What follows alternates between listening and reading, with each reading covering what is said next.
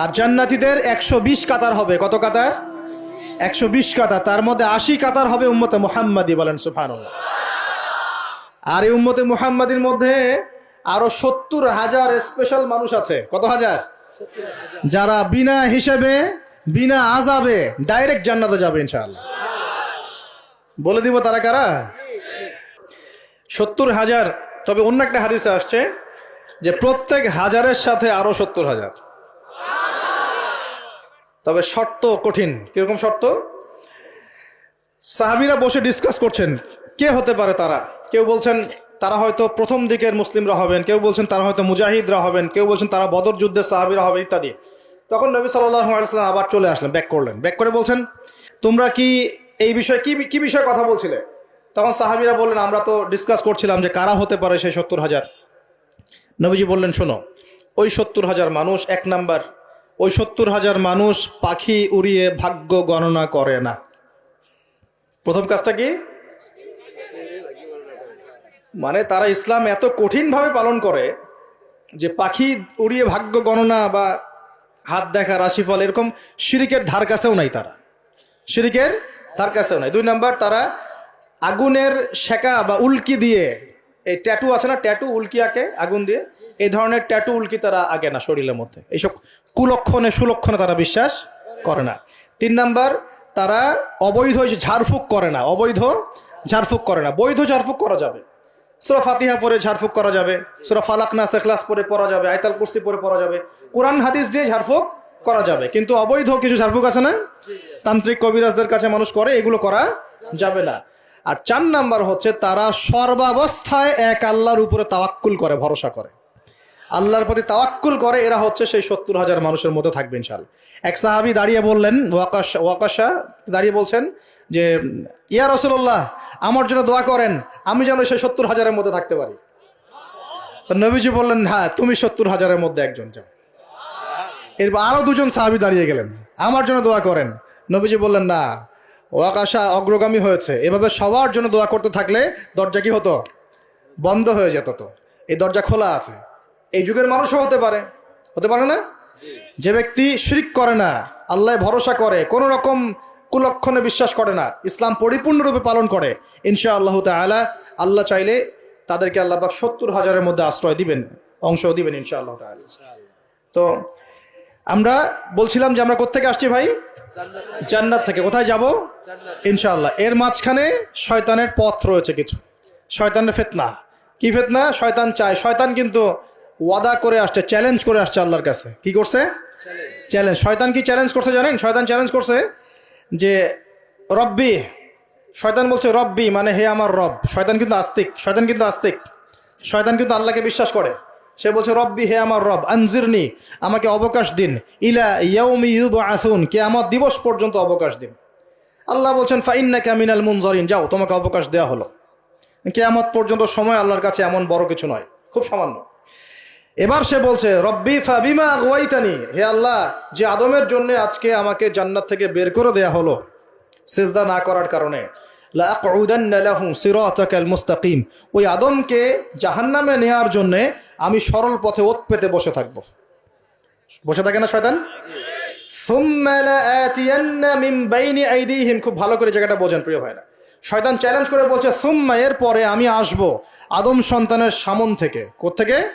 এই সামন থেকে মানে অর্থ হচ্ছে দুনিয়া, মানে আপনাকে দুনিয়ার সমস্ত ফিতনায় এসে প্রলুব্ধ করে রাখবে। কারণ দুনিয়া চোখের সামনে দেখা যায় না? দেখা যায়। দুনিয়ার অভাবের ধোঁকা দিবে, বেকারত্বের ধোঁকা দিবে, হতাশা, এইটা সেইটা, স্বামী স্ত্রীর ফিতনা, পরিবারের ফিতনা, সামাজিক ফিতনা, আপনাকে দুনিয়ার এই ফিতনায় এসে ব্যস্ত রাখবে, রাখে না? এটা হচ্ছে সামন থেকে আসা। ওয়ামিন খালফিহিম, পিছন থেকে আসবো। পিছন থেকে মানে আপনাকে পরকাল সম্পর্কে হতাশ করে দিবে, এবং পরকাল সম্পর্কে আপনাকে কুধারণা সৃষ্টি করবে, এবং পরকাল সম্পর্কে আপনার মধ্যে একটা গাফিলতি সৃষ্টি করে দিবে যে পরকাল না, পরে দেখা যাবে। হ্যাঁ, পিছনে কি আছে? পরকাল না? পিছনটা পরকাল। তো পরকাল আসবে যখন, তখন দেখা যাবে। হ্যাঁ, বৃদ্ধ হলে তখন তওবা করে নিব, এখনো কি তাড়াহুড়ার কি আছে, পরে দেখা যাবে শেষ বয়সে। এরকম করে আপনাকে ভুলিয়ে ভালিয়ে রাখবে পিছন থেকে।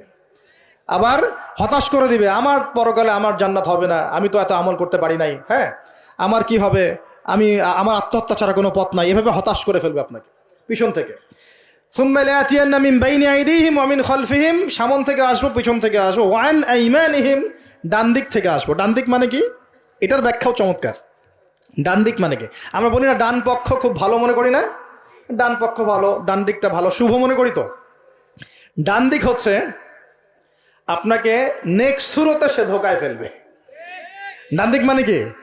নেক্সট সুরতে ধোকায় ফেলবে। মনে কর ডান দিক মানে ভালো, মানে আপনি নামাজ পড়ছেন কিন্তু নামাজের মধ্যে শিরিক ঢুকাই দিবে। মানুষ দেখতেছে ভালো করে নামাজ পড়ি, নামাজ জাকাত দিচ্ছেন, দান সৎকার করছেন, মনের মধ্যে রিয়া ঢুকাই দেবে। ভালো কাজই তো করছে, ঠিক আছে? মানে হ্যাঁ, এটাও ঠিক। ওই যে হালাল প্রেমের দিকে উদ্বুদ্ধ করার চেষ্টা করবে। ডান নেক্সট সুরতে ধোকা, নেক্সট সুরতে। হ্যাঁ, নেক্সট মানে আলেম হয়েছে মানুষ, সবাই একদম বড় বক্তা আলেম সব বলছে, মনের মধ্যে অহংকার, নেক্সট সুরতে ধোকা, ঠিক আছে? বা মনে হচ্ছে যে এক ভাইয়ের গীবত তহমত সমালোচনা করাকে সে দিনের পথে সংগ্রাম মনে করছে, নেক্সট সুরতে ধোকা। হ্যাঁ, এক ভাইয়ের সমালোচনা করা, গীবত করা, তার চরিত্র উদ্ধার করে ফেলা, এটাকে সে মনে করছে যে দিনের জন্যই করছে, ঠিক আছে? নেক্সট সুরতে ধোকা, নেক্সট সুরতে, ডান দিক থেকে মানে কি? নেক্সট সুরতে আপনাকে ধোকায় ফেলে দিবে। ফেলছে না? ফেলছে। কিন্তু এটা কিন্তু ডেঞ্জারাস। এটা কাদের জন্যে? এটা আবেদ মানুষদের জন্যেই, যারা আল্লাহকে মানে, রাসূলকে মানে, চেষ্টা করে দিনের পথে চলার জন্য, এদেরকে সে ডান দিক থেকে আসবে আর কি। মানে আমাদের ক্ষেত্রে আল্লাহ পাক হেফাজত করুন বলি আমিন। আর চতুর্থটা হলো ওয়া আন শামাইলিহিম, ওদের বাম দিক থেকে আসবো। এটা কেমন? এটা হচ্ছে ফাসেক জালেম শ্রেণীর মানুষ যারা, তাদের সামনে মদ, জুয়া, জেনা সবকিছু উন্মুক্ত করে দিবে, এগুলোর পিছনে ছোট এখন।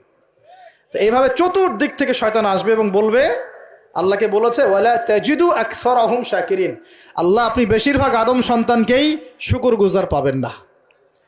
এটা কি বাস্তব না? এখন বেশিরভাগ মুসলিম নামাজ পড়ে না? পড়ে না? বেশিরভাগ মুসলিম জাকাত দেয় কি দেয় না? রমজান মাস আসছে, দেখবেন বেশিরভাগই অনেকেই রোজা রাখবে না, আছে না? রমজান মাসে মানুষ বেপরদায় চলছে না? রোজা রেখেও মানুষ মাপে কম দিবে না? নামাজ পড়েও সুদ খাচ্ছে না?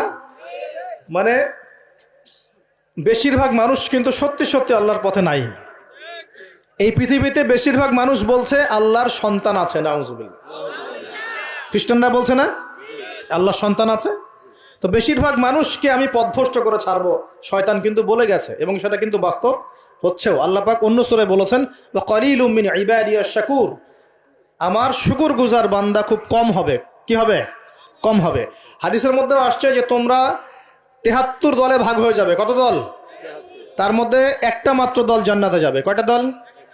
মা আনা আলাইহি ওয়া আসহাবি, আমি যার উপরে আছি, আমার সাহাবীরা যার উপরে আছেন। তো বুঝতে পারছি যে জাহান্নামে বেশিরভাগ মানুষই যাবে, অল্প মানুষই জান্নাতে যাবে।